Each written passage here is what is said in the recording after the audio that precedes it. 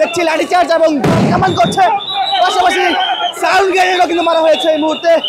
আমরা যেটা বলে সাউন্ড গ্রেনেড আমরা মারছি, চোখে লেগে তারা হচ্ছে চোখে জ্বলে তারপরে চলে যাবে, তারপরেও যায় দেন, তখন বাধ্য হয়ে আমাদেরকে কিন্তু তাদের ঠেলতে হয়েছে।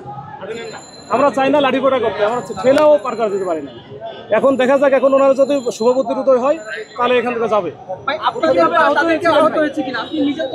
না, আমরা আহত এখানে সব কাজ করতে গেলে আহত কিছু হয়, আমি আহত হয়েছি বা আমাদের যারা হয়েছে আহত হয়েছে এটা আমরা মেনে নিচ্ছি, কিন্তু ঘটনা হচ্ছে যে ওনারা হয়তো বলতেছে যে আহত হয়েছে, এখন সেটা তো আমাদের ওই যে নন লেথাল ওয়েপন না, এগুলো হচ্ছে সাউন্ড গ্রেনেড। এবং আমরা দেখলাম যে কয়েকজনকে, যেমন দেখলাম যে মহিলা সহ কয়েকজনকে ভ্যানে করে রিক্সায় করে তাদেরকে হাসপাতালে পাঠানো হতো। তাদের জন্য আসলে আপনারা কোথায় পাঠিয়েছেন তাদেরকে চিকিৎসা? ওরা যদি এই যে মহিলারা এরা শুয়ে পড়ে, শুয়ে পড়লে তাদের আমাদের মহিলা দিয়ে তাদেরকে একটা ভ্যানে উঠিয়ে দেওয়া হয়েছে, যেন নিকটস্থ হাসপাতালে যদি কোনো প্রবলেম থাকে তাহলে ওটা চেক আপ করেন।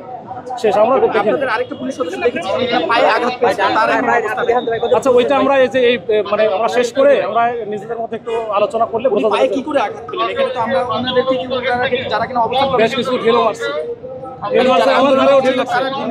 আমার ঘাড়েও ঢিল লাগছে। এখন এটা কিভাবে লাগলো কি লাগলো এটা তো ওর সাথে কথা বলে বোঝা যাবে ভাই। আপনি কিভাবে আহত হলেন? আপনাকেও দেখলাম যে আগুন গ্যাস ক্যান পেয়েছিলেন।